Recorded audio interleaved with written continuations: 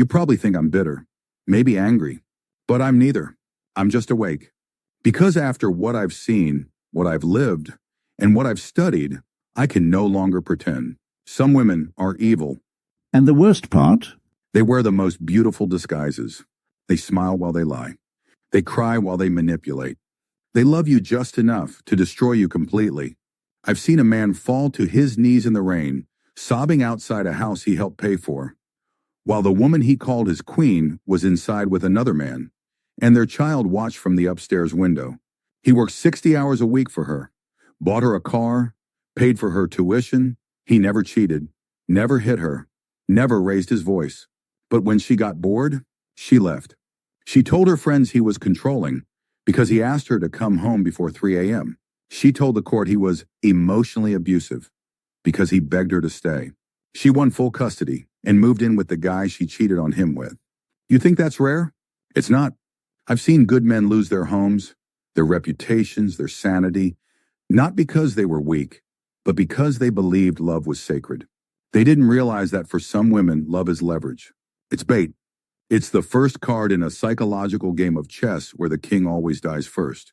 I knew a 19-year-old, full of energy, charisma, and ambition. He met a girl at church. Yes, church. She told him she was waiting for marriage. He respected her boundaries, supported her dreams, introduced her to his family. 6 months in, she's pregnant. Turns out she had another boyfriend the whole time, but chose the nicer guy to put the baby on. He tried to leave. She threatened to accuse him of rape. She laughed while doing it. Not cried, laughed. Because she knew the law was on her side. And that's the part no one wants to talk about. In a world where equality is the buzzword, the power women hold in courts, in public opinion, in emotional manipulation, is immense and often completely unchecked. You want to hear the hardest truth? Evil doesn't always come with red flags. It comes dressed in soft voices, cute selfies, and trauma stories designed to make you drop your guard. It says, I've been hurt before, so you overcompensate, you give more, you prove yourself. Not knowing she's been using that same line on men for years, collecting sympathy, gifts, validation, and power. Pain is a teacher, but denial is a prison. Most men suffer not because they were blind, but because they refuse to see. We've been raised to believe that women are morally superior, that they're purer, gentler, that if something goes wrong, it must be the man's fault. But reality isn't a fairy tale, and not every woman is a princess. Some are predators, masters of psychological warfare, experts at creating chaos and looking like the victim. And the most dangerous part? No one believes you. Because when a man cries, he's weak. When a woman cries, she's believed. Evil hides best behind good intentions. You think she's just emotional. You think she just needs healing. But sometimes that broken girl narrative is an act, a mask she wears while she drains you dry, financially, emotionally, spiritually, and then moves on to the next victim, telling the same sob story with your name removed. It's not just deception. It's a pattern. And when you finally wake up to it, you're already alone, broke, exhausted, ashamed. So no, I'm not bitter. I'm not angry. I'm just awake. And if you're still watching this, maybe some part of you is waking up too. Because once you stop listening to the fairy tales and start watching real life unfold, you'll see it clearly. Some women are not looking for love. They're looking for leverage. And the longer you deny that, the deeper you sink into the trap. The mask of innocence and the lie behind it. Society tells us women are nurturers, that they're soft, gentle, victims by default. But what if I told you? That image is the most dangerous weapon ever handed to them. Let's break the illusion. From the very beginning, from infancy, girls are taught something most boys never hear. Don't fight back, just cry. Someone will protect you. Look cute, and they'll give you what you want. If he yells, act scared, even if you started it. Play the victim. It always works. That's not nurturing. That's strategic emotional control. It's not conscious at first, but over time, it becomes second nature. Innocence becomes armor. Tears become nuclear weapons. Because here's the hard truth. When a man gets angry, he's a threat. When a woman gets angry, she's emotional. When a man lies, he's a criminal. When a woman lies, she's confused or traumatized. Society refuses to believe a woman could destroy someone intentionally. And that is how evil hides. The Indian student who said no, 2019 India, a bright young man, top of his class, was accused of rape by a fellow student.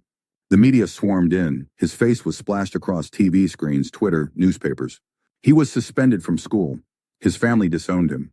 He lost his job, his reputation, and nearly his life. He tried to take his own life. Then the truth. CCTV footage emerged showing he had never touched her. In fact, she had made advances, and he had politely refused. Her revenge? Accuse him of rape. The court dropped the charges, but her name was never released. She faced no jail time, no fine, no consequences. He, on the other hand, will live with the stain of a lie. Forever. The American teacher who lied about being attacked. In 2016 in Texas, a high school teacher claimed she was violently attacked by a student in the classroom. She had bruises, tears, a trembling voice. The student, a 17-year-old black male, was arrested within the hour. School staff believed her immediately. Why wouldn't they? She was a white woman, fragile, in tears, until security footage told a different story. She attacked him. She slapped him first, and he pushed her away in defense. The bruises? She inflicted them on herself later. When caught, her defense? I was overwhelmed and scared. No prison, no firing, just quiet reassignment. But that 17-year-old's reputation, ruined forever. The perfect wife who poisoned her husband for months. Singapore, Dusi 21. A woman was praised in her community for being a model wife, educated, kind, beautiful. But her husband, a successful banker, kept falling mysteriously ill. He lost weight, suffered seizures, became paranoid. Months passed. Doctors were baffled. Until one day, hidden camera footage revealed she had been poisoning his food every day, slowly, gently, silently. Why? Because she found out he was planning to divorce her, and she wanted revenge without looking like a monster. Think about that. No screaming, no guns, no fights. Just breakfast, with a kiss on the cheek. The power of plausible deniability. Why does this happen? Because psychologically, many women understand, consciously or subconsciously, that the world is inclined to believe them. This is called plausible innocence bias. It's the idea that if you look harmless, you must be harmless. It's the same mechanism that makes us trust a babyface con artist over a rough-looking stranger. It's the reason why courts, police, and society often give women the benefit of the doubt. Automatically. And evil loves a mask. Men are taught to fight with fists.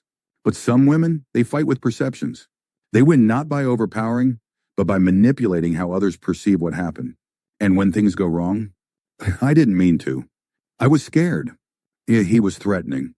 I was just trying to protect myself. I blacked out. I have trauma. It doesn't matter if it's true. What matters is people believe it. Evil isn't always loud. The Stoic philosophers believe true danger is not in what is obvious, but in what is hidden beneath virtue. We are more often deceived by appearances than actions. Seneca. And that's what makes the mask of innocence so deadly.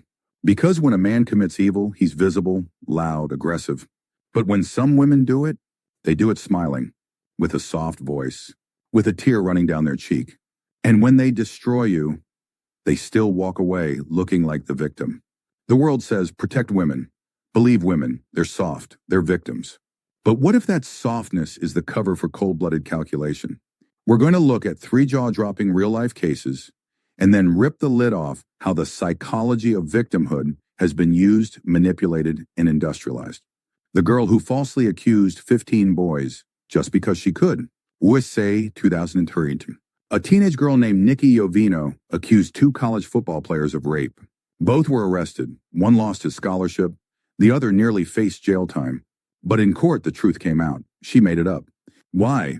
She didn't want to ruin her chances with another guy she actually liked. Think about that. She was willing to ruin the lives of 2 innocent men just to protect her reputation.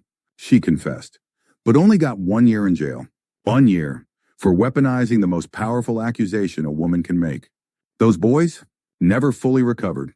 The stigma, the online shame, the trauma of being labeled a rapist, even though they were the victims. The woman who murdered her kids and blamed a black man. USA 1994. A mother named Susan Smith claimed her car had been hijacked by a black man who drove off with her 2 sons inside. She went on national TV, tearfully begged for their safe return. America wept with her. The media exploded with outrage. Police detained dozens of black men in her town. It was a racial firestorm. But days later, the truth emerged. She drowned her own children by strapping them into her car and pushing it into a lake. Why? Her boyfriend didn't want kids. And instead of confessing, she blamed a random black man, knowing society would believe her. This wasn't just evil. This was weaponized innocence in its purest, most horrific form. The gold digger who set up her husband's murder and cried at his funeral. Australia, 2015. A woman named Bui Thi Hien married a Vietnamese Australian businessman. Lived in luxury, drove expensive cars, posted happy couple photos. But behind the scenes, she was plotting with her lover. She seduced her husband, got him drunk, and lured him into a trap, where her new boyfriend stabbed him 30 times. She helped clean up the mess, hid the body, cashed in on insurance. Then she went to the funeral and cried like the perfect grieving widow. It took months before police uncovered the truth. Let that sink in. She cried over the body of the man she helped slaughter. And everyone believed her grief was real. Why innocence is so deadly. Let's now dissect why this works. Why can some women commit devastating crimes, destroy lives, and still appear as angels? The evolutionary armor, biologically shielded. From an evolutionary standpoint, women, as childbearers, were biologically protected by the tribe. Hurting or punishing a woman could mean risking the next generation. So over time, society developed an instinct to protect women, no matter what. That instinct still lives in men today. It's called the white knight reflex. You see a woman crying or in distress, and immediately you jump to defend her, even before asking questions. This is not rational, it's evolutionary programming. Some women, they know this, and they use it. The empathy bias, we believe in female pain.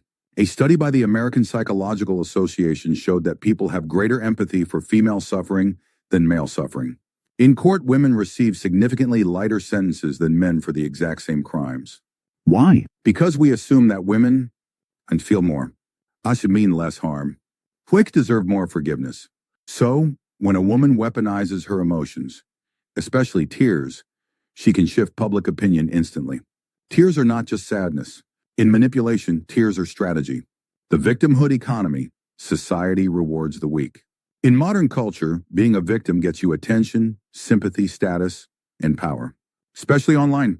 One post, one lie, one twisted story, and a woman can ruin someone's reputation, destroy their livelihood, or get money and fame. We live in a world where trauma is currency, and some people have learned to counterfeit it. You don't need to be strong to dominate people anymore. You just need to look hurt. And the world will kneel. Evil wears a halo. A sword is easy to see. A smile is not. You're Marcus Aurelius. Stoic wisdom warns us of false virtue. People who use goodness as a costume. Some women don't lie with words. They lie with appearance. They use makeup like war paint. Innocence like perfume. They look harmless, while slowly poisoning the well. Because when they destroy you emotionally, financially, even physically, they still look like they couldn't hurt a fly. That's not an accident. That's design. One final truth. The most dangerous evil in the world is not the kind you see coming. It's the one that smiles while it guts you. The one that pretends to love you, while pulling the strings to ruin your life. And in this world, Too often. that evil wears a dress. The weaponization of love. You've heard it before. Hell hath no fury like a woman scorned. But why? Because when some women love, or rather pretend to love, they make you emotionally dependent. They study your patterns, your insecurities, your hopes. They become everything you need, until they don't. And when they leave, they don't just walk away. They leave with your heart, your money, your confidence, sometimes even your kids. She said she loved me. That line isn't the beginning of a romance. In many cases, it's the beginning of a man's destruction. Let's make this clear. When love becomes a weapon, it cuts deeper than a knife. Because when a woman uses your heart against you, she's not just after pain. She's after control. The girlfriend who gaslit her boyfriend to suicide. UK 2017. A young man named Alexander Urtula, a top medical student with a bright future, jumped to his death from a parking garage. Why? His girlfriend in Young Yu had sent him over 47,000 text messages in 2 months, many telling him to kill himself, that he was worthless, and that she'd ruin his reputation if he left her. He stayed. He tried to fix it. He kept believing her fake apologies and her twisted love. And then one day he stepped off the edge. She got probation. She destroyed a man's life, using only words. The wife who faked a life took the house and left. USA 2020. A man in Florida shared his story anonymously. He met a woman who seemed perfect. She laughed at his jokes, called him her hero, and made him feel seen for the first time. Within a year, she was pregnant. Or so she said. He married her. Months later, he found out. There was no baby. There never was. She faked ultrasounds, lied about appointments. It was all designed to trap him in marriage so she could, secure the house, touch his secure spousal benefits, then file for divorce and take everything. She even claimed emotional abuse to speed up the court process. His mistake? He believed she loved him. The honey trap spy who brought down politicians. China 2010s. A wave of female spies were trained in emotional entrapment. Their job? Target foreign businessmen and political figures. Make them fall in love. Make them feel special. Get them to talk. One woman seduced a U.S. diplomat over a year. She gave him gifts, love letters, emotional intimacy, until he trusted her more than his own government. Then she extracted state secrets and vanished. He lost everything. She never even used a weapon. Just love as a mask. The psychology behind the weapon. Oxytocin, the chemical trap. When men are emotionally or physically intimate, their brains release oxytocin, the bonding hormone. This creates trust, attachment, and reduced fear. But here's the twist. Men release less oxytocin than women and are more susceptible to attachment from fewer interactions. That's why even a little affection can emotionally enslave a man. Some women know this. They'll give you just enough to get you hooked. Then they take it away and watch you bleed for more. False affection is social leverage. A woman's I love you in public is often used to signal innocence, maintain image, and manipulate perception. So when things collapse and the man speaks out, she can say, look at how much I loved him. Yeah, he's just bitter. He's making things up because I left him. And the world believes her. Why? Because when a woman cries on Instagram or posts a black and white abuse survivor selfie, society clicks like before asking questions. The divorce system, a slaughterhouse for men. Now let's enter the final battlefield, the court, where truth doesn't matter. Only appearances. Canada 2012. A woman filed for divorce, no proof, no witnesses, no prior reports, just her word. She claimed emotional neglect. He never hit her, never screamed, just didn't make her feel special anymore. Result? She got full custody of both children. Many the house, half his income, and a restraining order. So he couldn't even see his kids without supervision. She cried in court. He tried to speak. The judge said, "Sir, don't raise your voice." California 2021. A tech millionaire divorced his wife after catching her cheating. She got her fair share, alimony, a house, even a Tesla. A year later, she accused him of abuse that allegedly happened 6 years earlier. There was no evidence, but the accusation alone caused his company's stock to drop.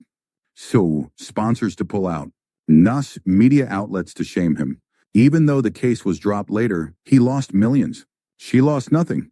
In divorce court, an accusation is more powerful than the truth. Custody laws favor women in over 80% of divorce cases.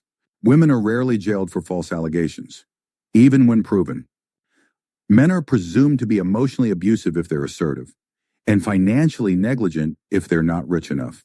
Meanwhile, women can destroy property, alienate children, manipulate income reporting, and still be legally protected because the system was built to protect them, not to investigate them.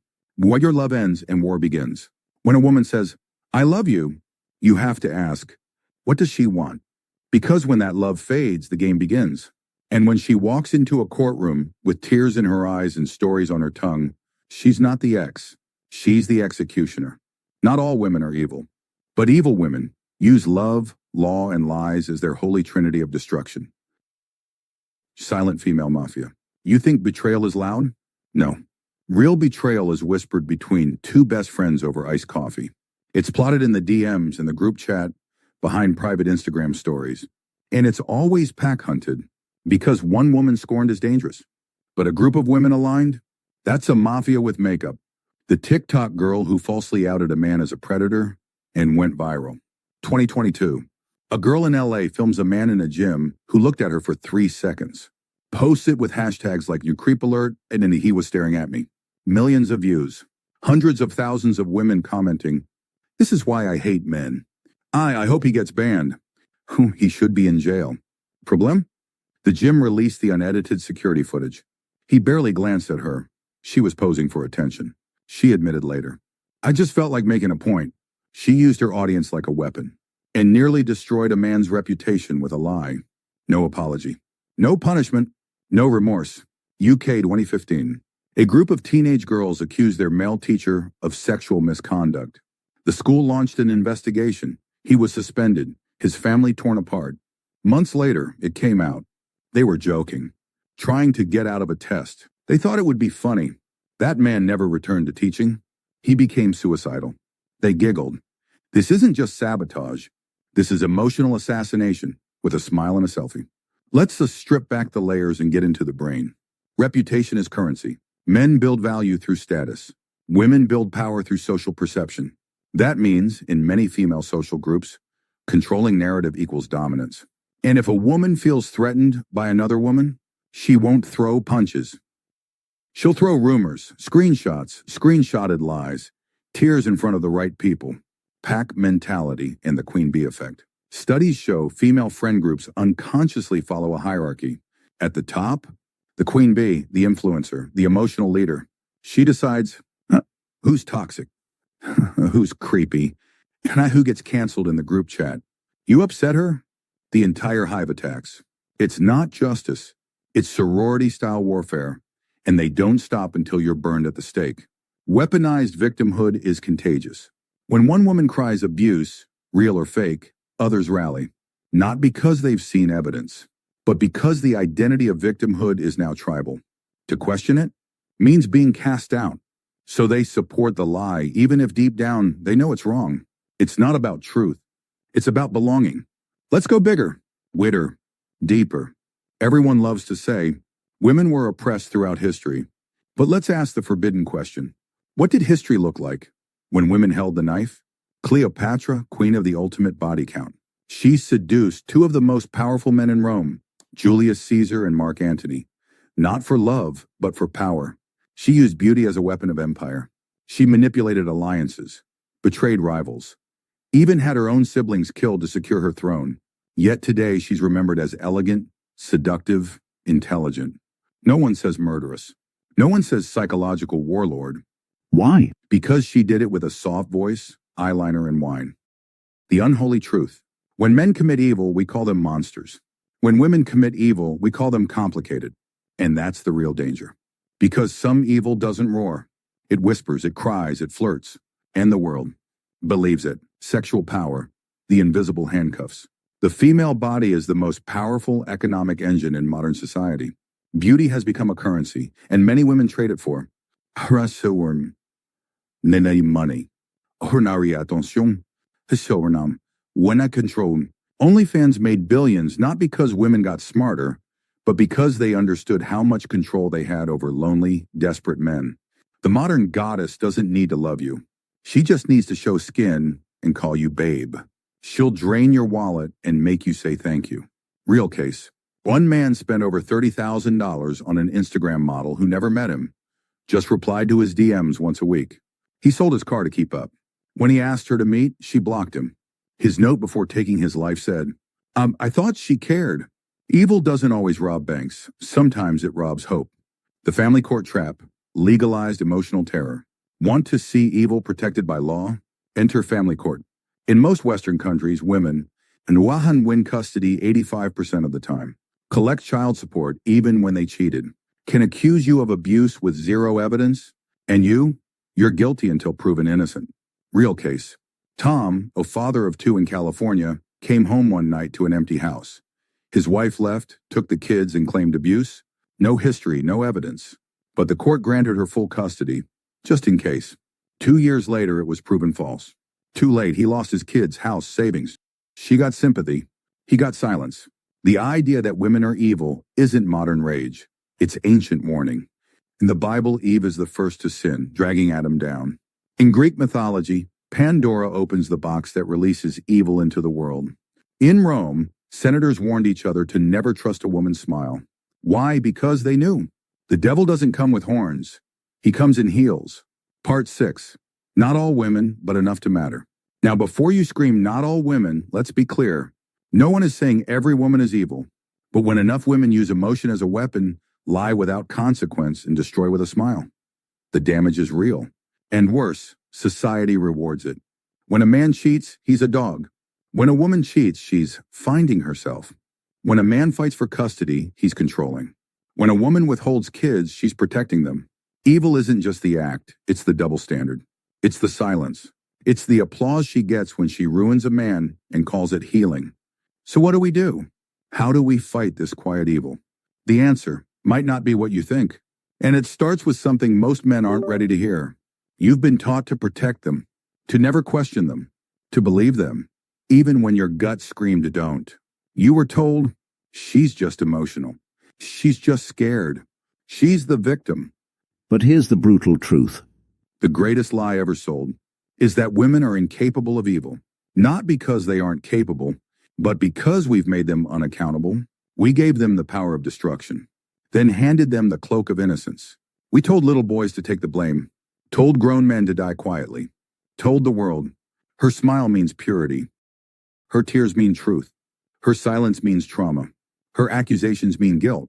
Even when she lies, even when she manipulates, even when she ruins you and walks away untouched, it doesn't wear horns. It wears eyeliner. It doesn't scream. It whispers just loud enough to ruin your life. And when it strikes, it doesn't stab you. It smiles at you, cries in public and says, he did this to me. And the crowd claps. System believes her. And you? You're already buried. Without a trial, without a voice, without a name. This is the new battlefield. It's not fought with swords. It's fought with screenshots, fake tears, and carefully curated victimhood. It's fought in courtrooms built to punish men. It's fought in social circles where one whisper from her can turn a hero into a monster. And it's fought in your own mind, where you're told, you deserved it. Yeah, you're the problem. Real men don't cry. Just move on. But here's what they didn't expect. That you'd wake up. That you'd stop apologizing. That you'd see the truth for what it is. Not politically correct, but painfully real. That some women, not all, but enough, have used their gender like a get-out-of-jail-free card, while turning your kindness into a noose. This isn't hate. This is self-defense. This is what happens when men stop bleeding in silence and start speaking in truth. So the next time you see that perfect smile, the next time you hear, I'd never hurt you, the next time the world tells you to believe her no matter what, remember this moment. Because once you've seen the mask fall, you can never unsee the monster beneath it.